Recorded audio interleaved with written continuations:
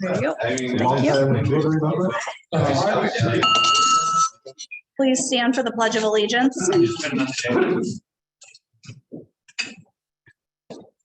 I pledge allegiance to the flag of the United States of America and to the republic for which it stands, one nation under God, indivisible, with liberty and justice for all. Carrie, would you like to come up for invocation?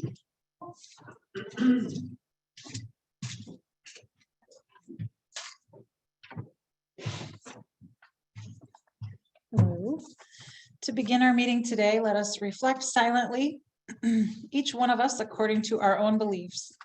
Let us focus our thoughts on thankfulness for our food and good fortune for one another. Let our Rotary Club be a source of hope for those in need and fellowship for those who are lonely. We are grateful for our opportunity to serve Rotary in these areas: peace and conflict resolution, disease prevention and treatment, water and sanitation, maternal and child health, basic education and literacy, economic and community development. Thank you. Enjoy your meeting today. Thank you, Carrie. Couple announcements. We still do need to have a full membership quorum to officially approve the new incoming board members for the coming year. It doesn't look like we are anywhere close to that quorum, so I'm not going to bother counting today, but please try to make it to some of the upcoming meetings so that we can get to the point where we've got that quorum. And we did initiate some new members last week, but that doesn't mean that we have to stop. So don't forget, each one bring one. So everybody bring a potential new member. So the challenge was to do it during this Rotary year, which means that you've got 6 more months to rise to that challenge. So just a brief update. I emailed some of the board members. We do have the Synergy kids from Clinton High are going to be presenting in February. But I believe that they're going to be requesting some funding, and just wanted to give you guys a little update on what they actually do. So they are working right now on a couple mural projects. One is going to be at Midwest Pets for Life, which is downtown.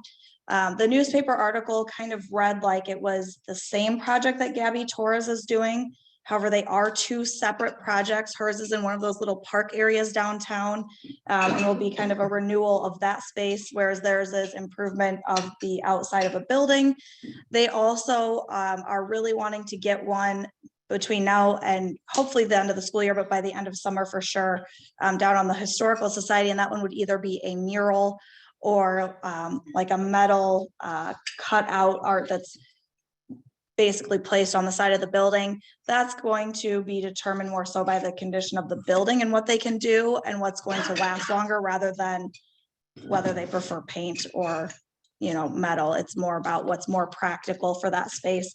But I will tell you, after meeting with those kids last week, I was really impressed. They've learned how to apply for grants and go out to professional organizations and request donations and local businesses. And those are all things that I didn't learn how to do until I was in college.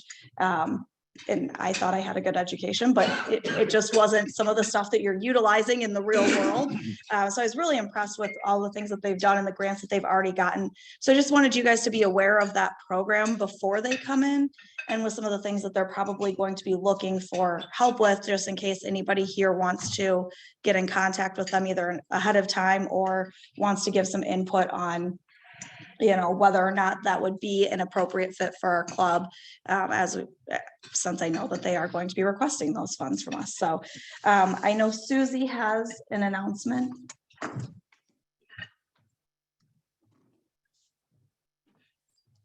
So we're in the midst of still doing our conceptual plan, and right now we have a survey on our website. So please go to our website, clintonpubliclibrary.us, and fill out the survey for us. It'll be open, I believe, until February 1st, but it's just a quick little survey about our conceptual planning. Thank you. Thanks, Susie. Are there any other announcements from the floor? Okay, I will turn it over to Dale for fellowship.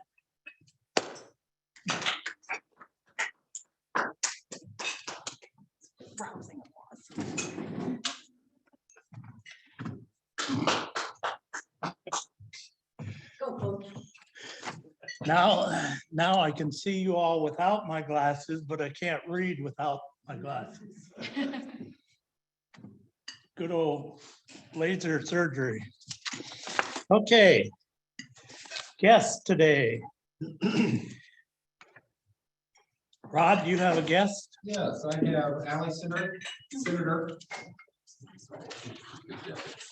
the operations manager for Mercy's Family Practice Department. Welcome.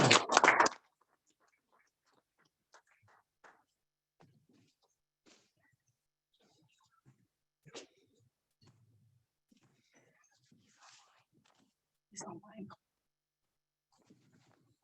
Yep. Yeah, he's online. Oh. And online we have Joseph Brown. Welcome, Joseph. Okay, birthdays this week. January 10th, today, Dee Willoughby. Happy birthday, Dee, if he's online. Do we know? Is he online? No. If anybody sees Dee, wish him happy birthday. Okay, anniversaries this week. We have Claire Byard, 32 years. Congratulations, Claire.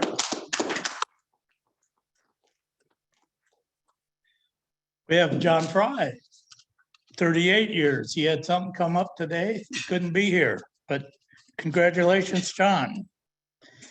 And Matt Brook, 5 years on the 16th. And also Andy Kidda, Andrew, January 16th, 5 years. Congratulations all. Keep them coming. Okay, so to raise some money for the fellowship and the scholarships that we award annually. It's going to be a pen day. So if you don't have your pen on, it's $3 or whatever your heart feels like giving. And the only other thing I have is, does anybody know what today is in the National Football League? Black Monday. My favorite team's coach, general manager got fired, and they deserved it. Thank you all.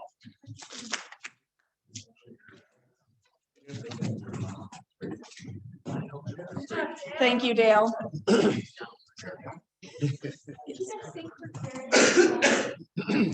We have not been singing because singing is not encouraged on Zoom.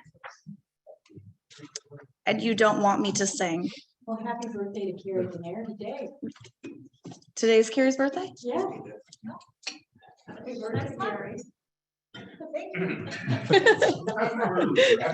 will celebrate that again on your birthday. Carrie gets a 2-birthday month.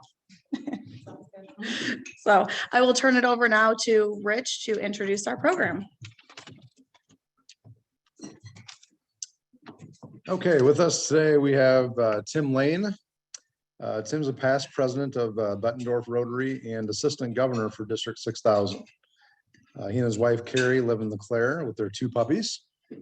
He's a financial advisor with Edward Jones. I know we have a couple of those here. Also a longtime volunteer with the Alzheimer's Association. And Tim's going to talk today. He's going to share a roadmap as it relates to Alzheimer's. So please welcome Tim.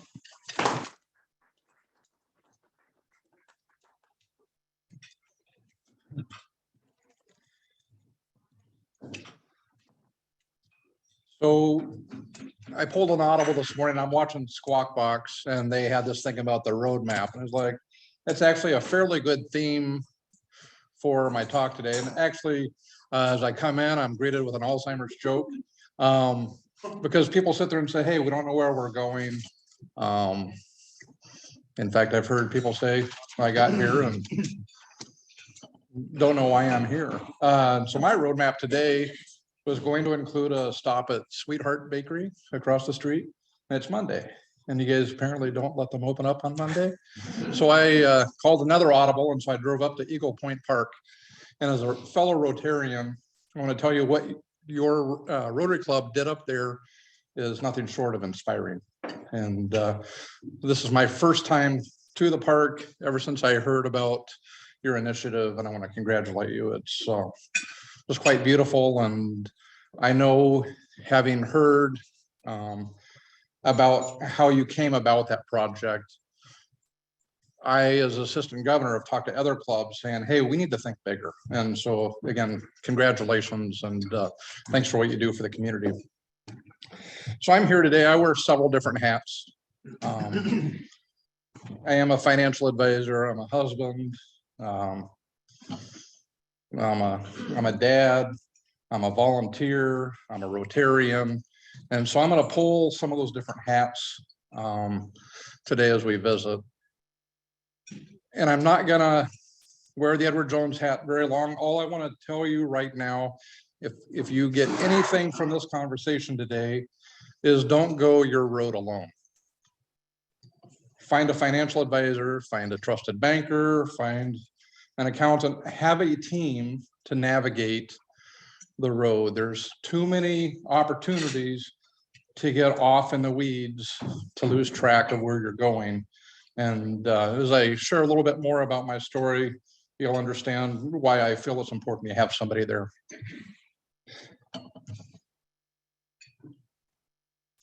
As a financial advisor, I've sat across the table from too many families. I work with about 210 families. Sat across from too many families that their hopes and dreams were dashed because of Alzheimer's. It is a wicked disease. It is a fatal diagnosis. And I've seen executives. Alzheimer's doesn't discriminate it. It doesn't matter what your color, your race, your creed, your religion. It affects everybody. In fact, 1 in 3 people that reach age 65 will die with some form of dementia. And there's over 100 dementias out there, and Alzheimer's gets lumped in as the largest of all the dementias, with Lewy body, frontotemporal. But for the most part, when we talk about Alzheimer's, we're talking about loss of memory, or loss of other cognitive functions. And so seeing lives unravel in front of me, somebody that's lived a tremendous life and done everything right, and all of a sudden things aren't clicking on all cylinders, and see that dashed, to see dreams and hopes and, hey, I was going to take a trip, I had bucket list items, and to see those disappear really ramped up my efforts to get more involved with Alzheimer's. And so I've committed my entire time at Edward Jones to learn more about the disease and help and support everybody I can. And so as a fellow Rotarian, when I was invited to be able to share my story, I jumped at the chance. There are things we can control. And in our business, we talk about preparing for the expected, but also planning for the unexpected. And there are a handful of things, and this is the last of my Edward Jones hat. Review your beneficiaries. Make sure you have powers of attorney in place. Make certain that you've got a reliable income stream. Review your insurance. Those are some things we can control. So one day I'm on the phone with one of my very favorite clients, and we're talking about legacy. We're talking about living your best life. And with this particular person, I'm extremely open with my faith. And I said, you know, I've got to come to grips with someday God's going to tap me on the shoulder and say, Tim, come with me, your time is up. At that moment, this particular client, my favorite client, you could just hear the tears on the other side of the phone.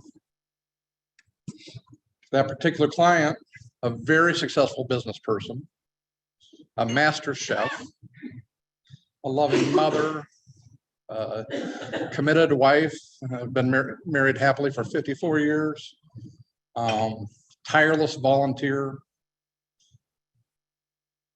right at retirement, getting ready to start checking off some bucket list items. She received her diagnosis that morning that she has Alzheimer's. All of her hopes, all of her dreams, gone. One could joke, forgotten even. It was that day that I learned that my mom, my favorite client, had Alzheimer's. We had seen signs. There would be times where all of a sudden the recipe that she had mastered just wasn't quite the same. We'd heard where she went to the store for something and came back without it. Went to the other room to get something and came back without it. Starting to lose track of names. That was 4.5 years ago. One of my mother's very best friends is in the mental health industry. She and her husband are both mental health practitioners. And they both said, no, let her stay at home, let her keep her independence. You know, your dad can take care of her. And I heard that for a year, but we knew we needed to get mom help. No, she's good, they're gonna be fine. And now all of a sudden I get a text saying, you need to do something about this right now, because she's no longer safe in her home, she's no longer safe in her community. And fortunately, as soon as we learned of the diagnosis, we put plans in place. And so we moved her immediately to Sunnybrook Assisted Living in Fairfield, Iowa. We moved her into independent living, and after being there a couple of weeks, realized she doesn't have the capacities to care for herself. Shortly thereafter, we moved her to assisted living. 2 years ago, we moved my mother to the dementia unit. A year ago, we brought in hospice. least once a week, well, every week and a half. I make the trip to Fairfield as her primary provider or family support. One day a week, it's 2.5 hours one way, 2.5 hours back, and a couple hours in between. Minimum of once every week and a half, I'm down there as a long distance care provider. Every time I've been there in the last year, I think it's the last time I'm gonna see her. She has good days and bad days. Losing her cognitive function, not remembering names, has progressed to she doesn't know how to utilize or hang on to a eating utensil. She gets hand fed and eats 20-30% of her meals. Fortunately for her, she doesn't require a lot of nutrition because she's lost the ability to walk. She's not ambulatory. Eventually, if the disease progresses long enough, she will end up in a fetal state. And imagine the brain, when we're born, we have no experiences, and through divine intervention, we get all these experiences. We learn to feed ourselves. We create experiences. We learn names. And what we're doing is we're taking a piece of twine and we're taking this spectacular brain and we're wrapping it with experiences. And if you imagine all of a sudden we've lived a life and we've got this brain full of lots of twine. Now all of a sudden some plaques have come in and some of the stuff we just learned, somebody's name is forgotten. And as this ball of twine starts to unwind, this is not scientific, but from my understanding, it's a fairly good representation of what happens, is all of those experiences are gone. Our neurons quit firing, we lose connections. Eventually the names we've known for 50 years are gone. But an Alzheimer's patient may remember something from their childhood as if it happened yesterday because it's been with them for their entire lifetime. But the things we also learned early on, how to eat, how to swallow, that will soon be gone, and eventually she will either starve to death if she does not die of an infection or other related disease. And so we've watched mom unfold. We plan for the expected. We still don't know what's out there. We have hope. We know that there's organizations like the Alzheimer's Association. Fortunately, among my first phone calls was to my friend Jerry Schroeder, who used to be the director in the Quad Cities, serving all of Eastern Iowa. Now we have Megan Peterson and Megan Olson that also serve this area. They do an annual walk to raise funds, but that money goes not only to research, but to provide support groups, to provide education, to be able to provide tools. And so when I'm faced with, hey, how do I take mom's keys away? Hey, here are some suggestions. Here's some ways to do it. There's a roadmap. If you are affected, and each of us knows somebody, if you don't know them now, somebody in your life is going to be drastically impacted by this disease. There's 50 million people on the planet living with Alzheimer's right now. Roughly 10 million people on the planet get diagnosed with Alzheimer's every year. Someone we know is going to be diagnosed, and yet there are breakthroughs with the disease. They've not found the cure, but they're learning more and more about the fact that we've got plaques that are developing that are stopping the brain from being able to continue doing what it's doing. And the thing I ask you to do, you don't have to write a check, but be there to support someone that you know that's impacted. It takes a toll. There were a couple days, aside from my mother's health, my father's got some issues. He's no longer able to care for himself. As power of attorney, I can do all sorts of things. I'm my parents' medical power of attorney. I have the capacity to sell their home, to sell their cars. I can buy property for them. I can write checks for them. I can do all sorts of stuff. But when it came time to being able to say, hey, Dad, you too need to be in assisted living. And he says, to hell, I don't. And he wants to walk away. I had to petition the courts to become a guardian. because the power of attorney has its limitations. That was something that no matter how much we prepared for, you have no idea that you may need to do that. And aside from the toll it takes on the families in providing the 1 or 2 or 3 days out of the week that I'm on the road to go care for them, my mother's independent living bill started at $3,600. She needed additional care and support of $4,100, moves to a memory unit, we're at $4,700. Cost of living increase, we're at $5,600. Additional care needs $6,700. Her last bill last week was $7,600 for 1 month of room and board. There is no amount of savings or investing that you can do to sustain that. Our office, we work with some families. I had a client, we were paying one particular client's bill, $8,333 a month was his last bill before he passed for a 1 month stay, and his wife was in a different facility. And so the toll it takes, the things we can do, eating healthy doesn't stop it, but hopefully slows down the progress. Eating healthy, all the things they say at the doctor: diet, exercise, socialization, keep your mind active. And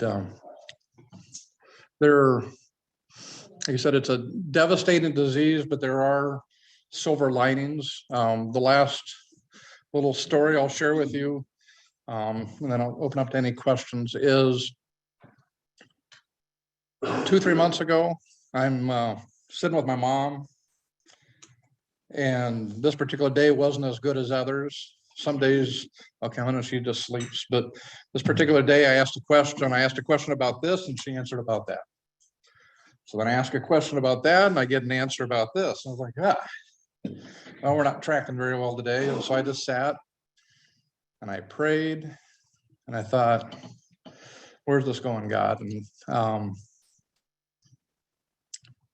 one of the things I heard in a symposium early on in her diagnosis is Alzheimer's patients never lose their faith or their ability to love. So I'm sitting there and I reach across and I grab her hand and I shared with her 3 prayers, and they were prayers that she taught me as a child. And the second I started those prayers, she locked eyes with me and she mouthed word for word those prayers. I bawled. The second I got done and I said, amen, she goes, you're good. And I said, no, Mom, God's good. And but that's our journey. And it's the roadmap is not spelled out real easy. Just know that you're not on it alone, that there are people out there to help. Hopefully none of you have to ever face that disease. Hopefully my grandson never knows what Alzheimer's is. It's kind of like a world without polio. Wouldn't that be great if no one had to know it? And I know there's talk of Rotary embracing Alzheimer's as the next big challenge. I don't know what we do with it, but with that, it's open up to any questions, and thank you for your attention.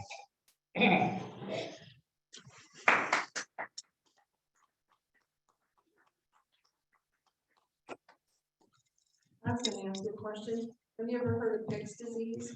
Yes. Pick's? Yeah. My mother-in-law had that, which is very similar to dementia. It's a form of dementia. Yeah. Yeah, that was really tough. The worst thing that happened in our family was that my father-in-law was so insistent on taking care of her that he let his own health go. And after she was finally have to be put into a care unit, 3 months later, he died of colon cancer because he didn't even know he had it, because he ignored his pain and didn't take care of his wife. So that often happens. The caretaker doesn't take care of themselves, and they can often go before the person they're caring for. Yeah. In fact, my mother and I joked, thanks for sharing. My mother and I joked, my father was having some health declines. And I said, God help us if something happens to you before Dad. And Sure as heck it did. And, but yeah, all too often the caregivers, think of 2 or 3 instances where the spouse some way, somehow is able to navigate it until they can't. And sometimes you need that to happen so you can say, hey, we've got to move to a facility. But,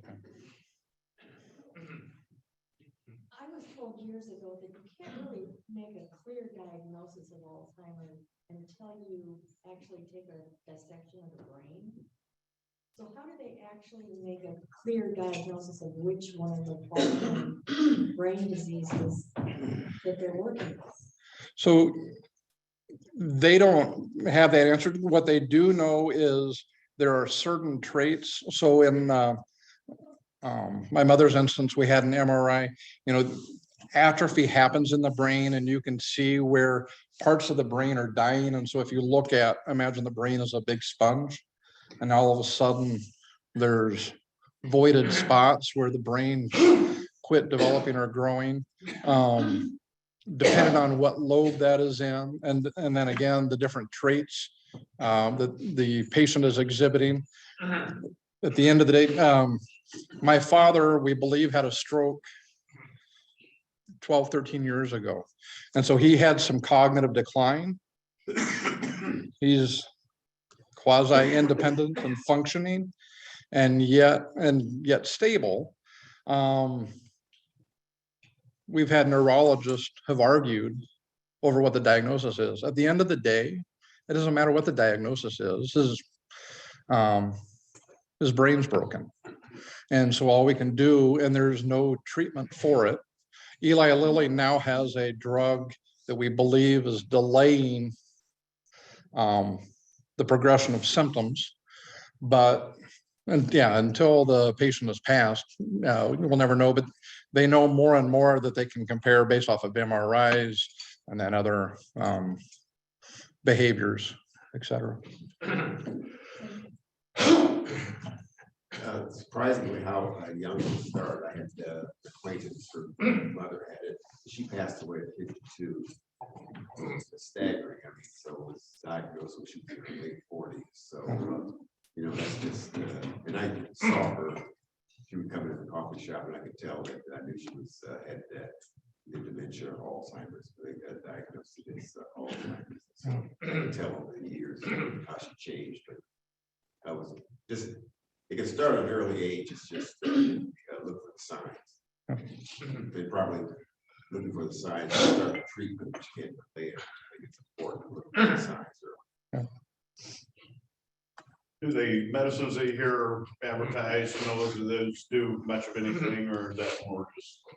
So my understanding from listening to some of the top experts is it's not going to stop it. So if we've got a start date and there's an end date, it could go like that.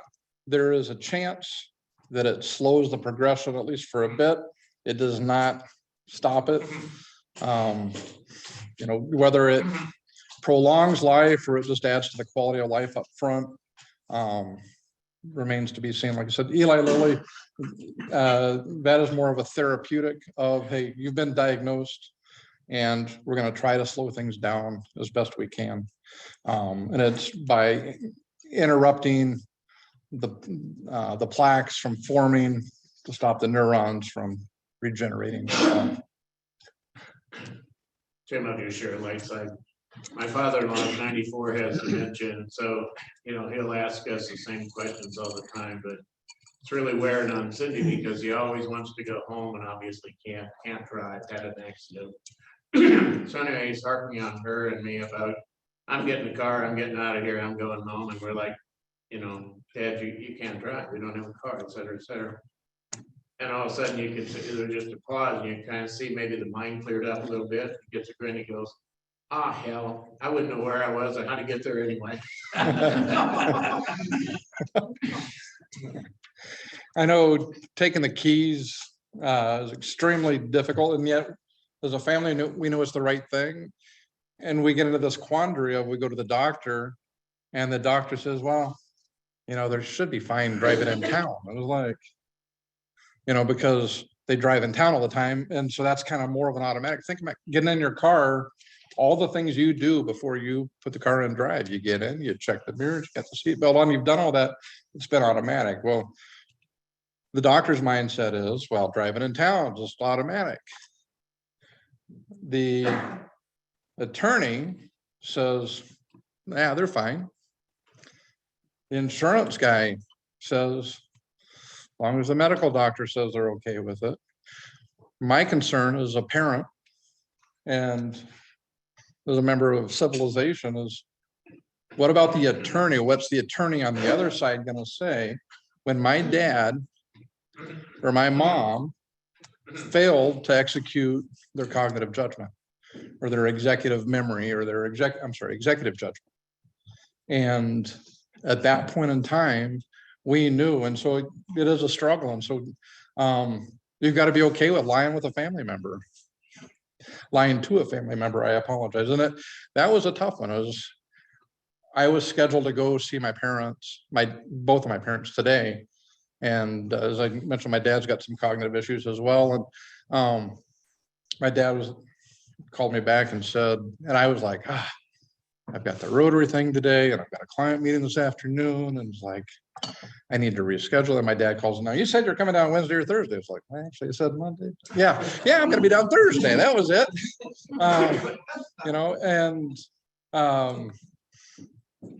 Hey, you need to bring that phone book over. It had all these important phone numbers. You got to bring that over to the nursing home. It was like, okay, well, we threw it away. You did what? Who gave you the authority? Well, actually, you did, the power of attorney. It's just easier when he calls back and says, hey, I need those phone numbers. Okay, I'm still looking for them. Okay, just keep looking for them. Because when he pisses me off, then I remind him when I shredded him. And then that just causes a day of chaos. It's just easier to say, well, we'll keep looking for him. And little white lies. I've talked to the attorney. I've talked to the doctor. It's okay to do that because we're going to get through that moment. Siblings, I have two younger brothers. and would they go along, as I'm sure that some families who are totally against the diagnosis, they don't accept it. So are there sources for to kind of help them navigate this? Yep. So in our instance, fortunately, I've got two siblings very supportive. They realize I am the closest geographically to mom and dad. And I just said, here's the deal. They appointed me power of attorney. I will do the best I can to care for them. There are going to be days I'm going to make the wrong choice, or I'm not going to be as attentive to their needs as I needed to, but I am going to try my darndest. But when I'm faced with, hey, we've got to move mom, I can't feel comfortable with it. We've got to take away the car keys here. We got to do this or that. I reached out to him and I said, at the end of the day, this falls on me legally to protect them and keep them safe. And I said, and if you're not cool with it, I said, I will deliver them to you and we'll find a home near you and you're going to handle it. Because right now I'm just going to, in the meantime, I'm trying to run a business. We had a grandson born premature and we spent 2 months in the NICU unit. We had a house with frozen pipes. If shit was going to happen, it happened. And that was my 2019. And so people talk about 2020 and COVID. COVID's a piece of nothing. But as a caregiver, we're trying to balance the rest of our life. In the meantime, I'm trying to run a business on a 2 or 3 day a week schedule. And it's not easy, but knowing that I could pick up the phone, we've got a group text between the brothers saying, hey, this is what we're faced with. This is the decision I've got to make. Chime in if you want, but they've been extremely supportive. But the best thing I can say is communicate. And you said in our instance, we had a dad that was unwilling to participate. He thought he could take care of mom. We knew he wasn't providing her the care he needed, so we took action. And I sleep well at night, knowing that I've done all I can do. So. And there's going to be some day that God's going to come tap on me. I can tell you, as having talked to other family members of Alzheimer's patients, my biggest fear in life. It's not cancer, it's not getting COVID, it's not anything other than God help me if this happens to me. And so all I can do is plan, prepare for what's expected and plan for the unexpected and hope and pray for the best. Like I said, and then you got to live your life as a way, because the legacy that my mom had, the trips she wanted to take, they're gone. And so as I meet with all of my clients, all of my friends, I said, we've all got one trip through this. Make the most of it. And so because of it, I say things people probably don't want to hear. I do things that people are like, why in the hell is he doing that? But I got one go at it and I'm going to give it my best. And a couple of things. One, first of all, it's important for people dealing with this to find support. My son-in-law's mother has been deteriorating, declining with Alzheimer's for at least 15 years. Her husband is basically the sole caregiver. He's been involved in a support group in Hamilton, Wisconsin. And I said recently that support group's the only way he's been able to survive. So if people are dealing with this, it's important to find support. A second one is there is a program in Clinton called First Circle Friends that provides a day program for people with early to mid-stage memory loss, 5 hours of socialization, fun, cognitive stimulating activities twice a month, and that gives a 5-hour respite to the caregiver. So those kinds of support are very. that's a fantastic program. So thank you both. Thank you all very much. And have a great day.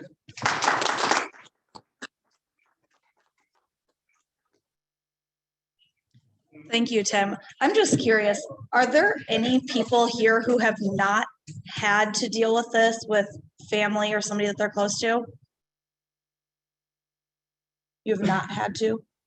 So we have one person out of everybody here who has not had to deal with this personally. So just, it does impact a lot of people. So thank you, Tim. Each week, our club donates a book to the Children's Department of the Clinton Public Library in our speaker's honor. So this week is World in Between. So we would ask you to sign the inside cover. And I would like to thank Carrie for invocation, Rod for greeting, Dale for fellowship. It's not what my sheet says. Program Chair Rich, Tim, of course, for speaking. And thank you to our guests, Allie and Joseph, for being here today with us. With that, I have yes. a quick question. Yep. Rich and I were short one dictionary in command. Just wondered if anybody here today did this and had one in their car. I do have one. You do have one? Yes, I do. Happy days. There you go, Rich. So we will get you the dictionary. With that, serve to change lives. Yeah, Paul. No meeting next Monday. Correct. No meeting next Monday. We will actually be emailing you. Most likely the next meeting, it sounds like tentatively, is going to be at Jenny's Diner, because that happens to be the week that Rastrelli's is closed for vacation. So that's the 24th, I believe. So that will be at Jenny's Diner. We will get you a separate email with more details to follow. So anything else from the floor? Okay, now really serve to change lives. Fabulous job. Thank you. That personal story always.